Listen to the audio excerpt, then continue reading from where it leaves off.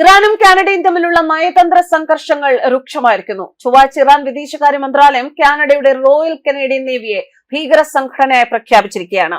2024 ഇറാന്റെ Islamic revolutionary guard കോർപ്സിനെ ഒരു തീവ്രവാദ സംഘടനയായി കാനഡ പ്രഖ്യാപിച്ചതിന് മറുപടിയായാണ് ഈ തീരുമാനമെന്ന് ടെഹ്റാൻ പറഞ്ഞു.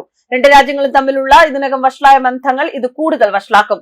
ഇസ്ലാമിക് റവല്യൂഷണറി ഗാർഡ് കോർപ്സിനെ തീവ്രവാദ സംഘടനയായി കാനഡ പ്രഖ്യാപിച്ചത് അന്താരാഷ്ട്ര നിയമത്തിന്റെ അടിസ്ഥാന തത്വങ്ങളുടെ ലംഘനമാണെന്ന് ഇറാൻ വിദേശകാര്യ മന്ത്രാലയത്തിന്റെ അഭിപ്രായത്തിൽ IRGC ഇറാന്റെ ഔദ്യോഗിക സായുധ സേനയുടെ ഭാഗമാണ്.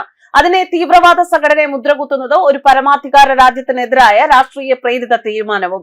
പരസ്പര സഹകരണ തത്വപ്രകാരം ഇറാൻ റോയൽ കനേഡിയൻ നേവിയെ ഒരു ഭീകര സംഘടനയെ പ്രഖ്യാപിച്ചിട്ടുണ്ട് എന്നാണ് പ്രസ്താവനയിൽ പറയുന്നത്.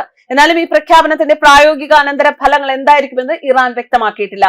ഇത് കനേഡിയൻ നേവിയെയോ അതിന്റെ ഉദ്യോഗസ്ഥരെയോ നേരിട്ട് ബാധിക്കുമോ, അതോ ആസ്തി മരവിപ്പിക്കൽ, യാത്രാ നിരോധനം അല്ലെങ്കിൽ മറ്റ് നിയമ നടപടികൾ എന്നിവ ഉൾപ്പെടുമോ എന്ന് വ്യക്തമാക്കിയിട്ടില്ല.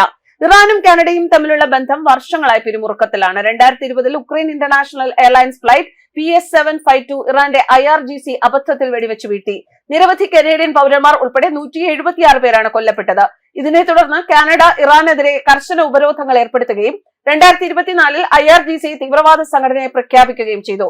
അമേരിക്കയ്ക്ക് ശേഷം ഇറാനെതിരെ ഒരു പ്രധാന പാശ്ചാത്യ രാജ്യം നടത്തിയ ആദ്യത്തെ നടപടിയായിരുന്നു കാനഡയുടെ ഈ നീക്കം. IRGC ഭീകരതയെ പ്രോത്സാഹിപ്പിക്കുന്നുവെന്ന ആരോപണങ്ങൾ ഇറാൻ നിരന്തരം നിഷേധിച്ചിട്ടുണ്ട്. ദേശീയ പ്രതിരോധത്തിനും പ്രാദേശിക സ്ഥിരതയ്ക്കും IRGC അനിവാര്യമാണെന്ന് ടെഹ്റാൻ വാദിക്കുന്നു. അതേസമയം മേഖലയെ അസ്ഥിരപ്പെടുത്തുന്നതിനും തീവ്രവാദ ഗ്രൂപ്പുകളെ പിന്തുണയ്ക്കുന്നതിനും IRGC ഉത്തരവാദിയാണെന്ന് കാനഡയും സഖ്യകക്ഷികളും ആരോപിക്കുന്നു.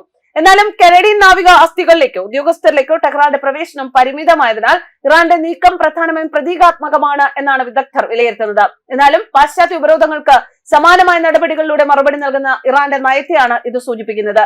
US IRGCയെ കരിമ്പട്ടികയിൽപ്പെടുത്തിയപ്പോൾ ഇറാൻ മുൻപ് US സെൻട്രൽ കമാൻഡിനെ ഒരു തീവ്രവാദ സംഘടനയായി പ്രഖ്യാപിച്ചിരുന്നു. ഇപ്പോൾ കാനഡയുമായി ടെഹ്റാൻ സമാനമായ ഒരു തന്ത്രം സ്വീകരിച്ചിരിക്കുകയാണ്.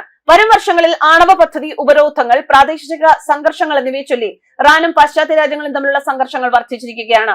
ഇറാനിയൻ സൈനിക വിഭാഗത്തെ തീവ്രവാദ ഗ്രൂപ്പുകളുടെ പട്ടികയിൽ ഉൾപ്പെടുത്തിയ കാനഡയുടെ തീരുമാനത്തിന് മറുപടിയായാണ് ഇറാന്റെ നീക്കം. 2024 ഇസ്ലാമിക് റവല്യൂഷണറി ഗാർഡ് കോർപ്സിനെ തീവ്രവാദ സംഘടനയായി കാനഡ പ്രഖ്യാപിച്ചിരുന്നു. രാജ്യാന്തര നിയമത്തിന് വിരുദ്ധമാണെന്ന് ഇറാൻ വിദേശകാര്യ പ്രസ്താവനയിലൂടെ അറിയിച്ചു. എന്നാൽ ഇറാൻ തങ്ങളുടെ പൗരന്മാരുടെ മനുഷ്യാവകാശങ്ങളും അടിസ്ഥാന സ്വാതന്ത്ര്യങ്ങളും നിഷേധിക്കുന്നതായും ആഗോള സമാധാനത്തിനും സുരക്ഷയ്ക്കും ഗുരുതരമായ ഭീഷണിയാണെന്നും കാനഡ ആരോപിക്കുന്നു. IRGC തീവ്രവാദ സംഘടനയായി അമേരിക്ക പ്രഖ്യാപിച്ചതിനു ശേഷം US-നെ പിന്തുണയ്ക്കുന്ന രാജ്യങ്ങൾക്കെതിരെ പ്രതികാര നടപടി സ്വീകരിക്കാൻ അനുവദിക്കുന്ന നിയമം ഇറാൻ പാസാക്കി. റോയൽ കനേഡിയൻ നാവികസേന ഈ നിയമത്തിന്റെ പരിധിയിൽ വരുന്നു എന്നാണ് ഇറാൻ പറയുന്നത്. കനേഡിയൻ നാവികസേനയെ തീവ്രവാദ സംഘടനയെ മുദ്രകുത്തുമെന്ന് ഇറാൻ വിദേശകാര്യ മന്ത്രാലയം അറിയിച്ച ഈ നീക്കത്തെക്കുറിച്ച് ഗ്ലോബൽ അഫയേഴ്സ് കാനഡ പ്രതികരിച്ചിട്ടില്ല. News desk കർമ്മസ്.